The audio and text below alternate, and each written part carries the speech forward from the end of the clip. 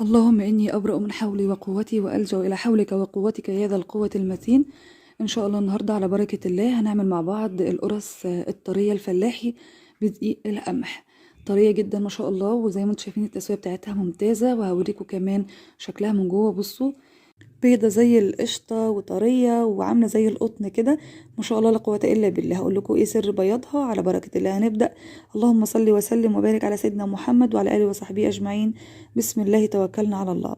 أول حاجة معايا هنا كوبايتين من اللبن الرايب. لو هتحطي لبن حليب حطي، وضيفي معاهم معلقتين من الزبادي، وهنزل عليهم كده بمعلقة كبيرة من الخميرة الفورية، عليها معلقتين كبار من السكر، ونقول بسم الله الرحمن الرحيم، ونبدأ ندوب كل الكلام ده مع بعضه علشان الخميرة والسكر يدوبوا مع بعض وتبدأ الخميرة تتغذى على السكر. بعد كده هسيبهم على جنب 10 دقايق. في الوقت دوت هبس كده الدقيق اللي عندي بالسمنة. معايا هنا نقول كوبايتين دقيق قمح على كوباية ونص من الدقيق الأبيض العادي. تنزلي عليهم بنص كوباية من السمنة البلدي بقى، أو أي نوع سمنة عندك بتحبيه، وربع كوباية صغيرة من الزيت. وتبدأي كده بسم الله الرحمن الرحيم بإيدك تبسي كل الكلام ده مع بعضه. أنا عايزة كل ذرة دقيق تشرب من السمنة اللي احنا حطيناها، علشان الدقيق لما بيتغلف بالسمنه بيبقى طعمه حلو قوي. نزلنا هنا بمعلقه صغيره من البيكنج باودر، وبعد كده هبدا اقلبها تاني كويس قوي كده زي ما انتم شايفين. نرجع بقى للمواد السائله بتاعتنا. بعد ما الخميره اتفاعلت مع السكر، هنضيف ربع معلقه صغيره من الملح، هنزل كمان بمعلقه صغيره من البيكنج باودر تاني، وعليها معلقه كبيره من الخل. ده سر الهشاشه والملمس القطني والبياض الناصع اللي شفتيه معانا في القرص في الاول. بعد كده بقى نقول بسم الله الرحمن الرحيم. طبعا حطينا المواد السائلة على المواد الجافة، وبدأنا نقول بسم الله ونعجن بالشكل اللي انتوا شايفينه ده. طول ما انا بعجن ما بضيفش اي سوائل خالص، غير لو حسيت ان العجينة بتاعتي يابسة او ناشفة او عطشانة. ليه؟ لان نوع الدقيق بيختلف من مكان لمكان. ممكن الدقيق اللي عندي لو هم 4 كوبايات ياخدوا معايا كوبايتين لبن او كوبايتين ميه دافيه على حسب انتي حاطه ايه. ممكن ياخدوا معاكي كوبايه ونص، ممكن ياخدوا معاكي كوبايتين ونص برضو على حسب ملمس العجينة.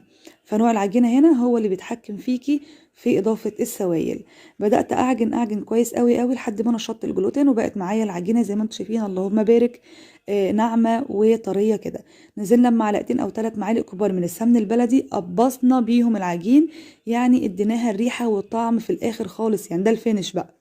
وبعد كده رجعت عجنت تاني لحد ما العجينه معايا بقت زي ما انتم شايفين كده ناعمه جدا وزي الاستك مطاطه، ما شاء الله لا قوه الا بالله. كده تمام الحمد لله. العجينه اتعجنت وبقت معانا زي الفل. هنغطيها ونسيبها ترتاح على جنب. عشان ناكد تاني على كلامنا اللي عدى، كيلو الدقيق ممكن ياخد معاكي مثلا 3 كوبايات ميه، ممكن ياخد 4، ممكن ياخد 3 ونص على حسب نوع الدقيق. تمام كده. هنا بقى حطينا العجينه في الحله الاستانلس دي عشان الجو برد قوي، فالحله الاستانلس هتخليها تدفى اكتر، خصوصا لو انت مثلا بتطبخي في المطبخ او كذا، هتلاقي درجه الحراره عاليه شويه، فده هيساعد على تخمير العجينه اكتر. هنغطيها ونسيبها لمده نص ساعه على ما تخمر والحجم بتاعها يتضاعف. بعد ما بيعدي عليها وقت كافي واتخمرت كويس، ما تقلقش هي تخمر على طول. اصلا طبعا احنا حاطين البيكنج باودر مع الخميره، هيساعد في ان هي تخمر بسرعه. بصوا ما شاء الله، عدى عليها تقريبا 35 دقيقة أو 40 دقيقة. العجينة معايا طرية جدا ناجحة جدا ما شاء الله لا قوة إلا بالله. بصوا بعمل فيها ازاي زي الأستك. ده نتيجة ان احنا عجننا فيها كويس جدا جدا جدا، نشطنا الجلوتين، فاديناها فرصة ان هي تبقى معانا مطاطة زي ما انتوا شايفين كده. تمام. نيجي بقى للصاجات بتاعتنا او الصواني اللي هنستخدمها في التسوية. لازم ندهنها كويس بالزيت. لاحظوا ان احنا مش حاطين مادة دهنية كتير. وبعد كده نبدأ نكور بقى كور من العجين. بجيب حتة في ايدي كده لو انا مش متمكنة ان انا اعملها مدورة يعني متساوية، وبضغط بالسبابة والابهام، بتطلع معايا كده في النص دايرة مدايرة، يعني دايرة شكلها كويس. حطيتها كده في الصاج وسبتها 10 دقايق متغطية علشان ترتاح. وبعد كده نقول بسم الله الرحمن الرحيم ونبدأ نبطط فيها تبطيطة خفيفة كده بصوابع ايدك كده على الخفيف. يعني بتفردي القرصة معاكي بسمك مثلا 2-3 سنتي، علشان لما ترجع تخمر تاني وترتاح تاني تعلى معاكي. ما ترققيهاش قوي عشان ما تنشفش منك في الفرن. هغطيها واسيبها كمان ربع ساعة علشان تخمر وتعلى وتبقى من جوه قطنية وهشة ومنتفخة زي ما شفتي معانا في اول الفيديو. بصوا ما شاء الله بعد ما عدى عليها ربع ساعة انتفخت بقت حلوة جدا. هنا هعمل محلول كده هدهن بيه الوش بتاع القرص، حوالي ربع كوباية من اللبن الحليب عليهم معلقة من النسكافيه البلاك. ممكن ما تعمليش المحلول ده، تستخدمي مثلا اللبن لوحده او تدهني وشها قشطة او سمنة بلدي او حتى صفار بيضة مع الفانيليا او نسكافيه. في كل الحلول متاحة، يعني ما تحجميش نفسك في حاجة معينة. نبدأ نقول بسم الله الرحمن الرحيم وندهن القرص بتاعتنا بالشكل دوت. في الوقت ده الفرن بتاعي انا مسخناه مسبقا على اعلى درجة حرارة، وبعد كده هديت درجة الحرارة عندي على 180. دخلنا الصينية بتاعتنا، طبعا الفرن كان حامي جدا جدا جدا، هدينا درجة الحرارة دي علشان تستوي براحتها، تخمر جواها كمان اكتر واكتر، من فوق ومن تحت يبقوا زي بعض. انا حبيت بس اديها اللون ده، فشغلت عليها الشواية حاجة بسيطة قوي عشان تديني اللون الاحمر اللي انتوا شايفينه ده.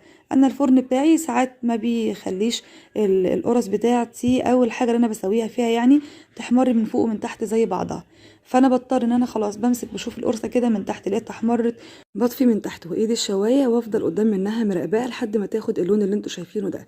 بتخرج من الفرن بسيبها بالظبط 3 4 دقايق في الهواء، وبعد كده بغطيها بفوطة نظيفة وبسيبها بقى تبرد خالص عشان تبقى طرية معايا كده وشها فيه اللمعة الحلوة دي.